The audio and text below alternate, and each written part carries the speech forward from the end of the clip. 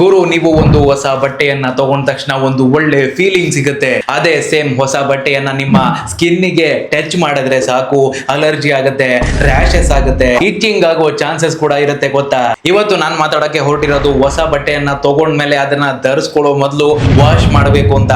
ಇದರ ಹಿಂದೆ ಒಂದು ಶಾಕಿಂಗ್ ಸೈನ್ಸ್ ಇದೆ ಗೊತ್ತಾ. ಮನೆಗೆ ಹೊಸ ಬಟ್ಟೆ ತಗೊಂಡ್ ಬಂದ್ಮೇಲೆ ಎಲ್ರು ಕೂಡ ಏನ್ ಮಾಡ್ತಾರೆ ಗೊತ್ತಾ, ನಾವು ಒಂದ್ಸರಿನಾದ್ರೂ ಟ್ರೈ ಮಾಡಬೇಕು, ಇಟ್ಕೊಂಡು ಎಲ್ರಿಗೂ ತೋರಿಸ್ಬೇಕು, ಶೋ ಮಾಡಬೇಕು, ಈ ತರ ಥಿಂಕ್ ಮಾಡ್ತಾ ಇರ್ತಾರೆ. ನೀವು ಅದನ್ನ ಹಾಕೊಳ್ಳೋಕು ಮೊದಲು ಅದನ್ನ ಪ್ರತಿಯೊಬ್ರು ಕೂಡ ಟಚ್ ಮಾಡಿರ್ತಾರೆ ಗೊತ್ತಾ. ಶಾಪ್ ನಲ್ಲಿ, ಗೋಡನ್ ನಲ್ಲಿ, ಡೆಲಿವರಿ ಟ್ರಕ್ ನಲ್ಲಿ, ಮತ್ತೆ ವೇರ್ ಹೌಸ್ ಅಲ್ಲಿ ನೂರಾರು ಜನ ಒಂದು ಬಟ್ಟೆಯನ್ನ ಮುಟ್ಟಿರ್ತಾರೆ. ಅದರ ಮೇಲೆ ಡಸ್ಟ್, ಕೆಮಿಕಲ್, ಸ್ವೆಟ್ ಎಲ್ಲ ಮಿಕ್ಸ್ ಆಗಿರುತ್ತೆ. ಅದನ್ನ ನೀವು ತೊಳಿದೇನೆ, ವಾಶ್ ಮಾಡದೇನೆ ಡೈರೆಕ್ಟ್ ಆಗಿ ನೀವು ಹಾಕೊಂಡ ತಕ್ಷಣ ನಿಮ್ಮ ಸ್ಕಿನ್ ಆ ಕೆಮಿಕಲ್ ಗೆ ರಿಯಾಕ್ಷನ್ ಆಗುತ್ತೆ. ನಿಮಗೆ ಗೊತ್ತಾ, ಹೊಸ ಬಟ್ಟೆ ಸಾಫ್ಟ್ ಆಗಿ ಶೈನಿಂಗ್ ಆಗಿ ಕಾಣೋದಿಕ್ಕೆ ಫ್ಯಾಕ್ಟರಿಗಳಲ್ಲಿ ಕೆಮಿಕಲ್ ಗಳನ್ನ ಬಳಸ್ತಾರೆ.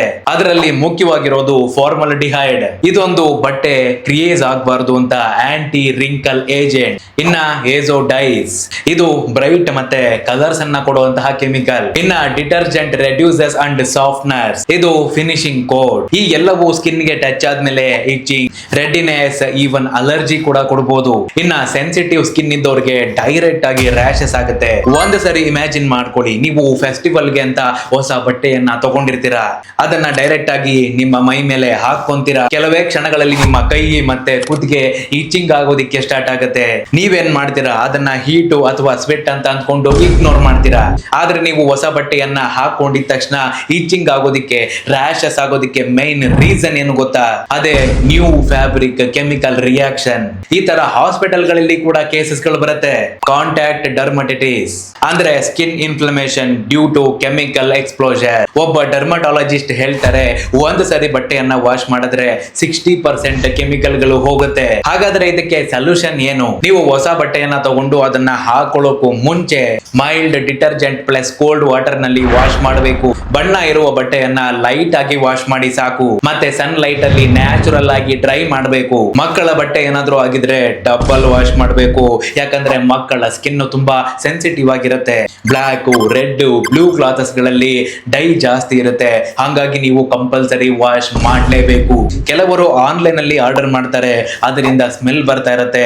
ನೀವು ಅಂದ್ಕೊಂತೀರಾ ಅದು ಪರ್ಫ್ಯೂಮ್ ಸ್ಮೆಲ್ ಅಂತ, ಆದ್ರೆ ಅದು ಪರ್ಫ್ಯೂಮ್ ಸ್ಮೆಲ್ ಅಲ್ಲ, ಅದೊಂದು ಕೆಮಿಕಲ್ ಸ್ಮೆಲ್. ನೀವು ಅದನ್ನ ವಾಶ್ ಮಾಡಿದ ತಕ್ಷಣ ಕಂಪ್ಲೀಟ್ಲಿ ಆ ಒಂದು ಸ್ಮೆಲ್ ಹೊರಟೋಗುತ್ತೆ. ನೀವು ಅದನ್ನ ವಾಶ್ ಮಾಡದೇನೆ ಹಂಗೆ ಹಾಕೊಂಡ್ರೆ ನಿಮಗೆ ಕೆಮಿಕಲ್ ರಿಯಾಕ್ಷನ್ ಆಗಿ ರ್ಯಾಶಸ್ ಆಗುತ್ತೆ, ಇಚಿಂಗ್ ಆಗುತ್ತೆ. ನೀವು ಅದನ್ನ ವಾಶ್ ಮಾಡದೇನೆ ಡೈರೆಕ್ಟ್ ಆಗಿ ನಿಮ್ಮ ಮೈ ಮೇಲೆ ಹಾಕೊಂಡ್ರೆ ನಿಮ್ಮ ಸ್ವೆಟ್ ಜೊತೆ ರಿಯಾಕ್ಷನ್ ಆಗಿ ರ್ಯಾಶಸ್ ಆಗೋ ಚಾನ್ಸಸ್ ಇರುತ್ತೆ. ಹೊಸ ಬಟ್ಟೆ ನಿಮಗೆ ಕ್ಲೀನ್ ಆಗಿ ಕಾಣ್ತಾ ಇರುತ್ತೆ, ಆದ್ರೆ ಅದು ಸೇಫ್ ಅಲ್ಲ.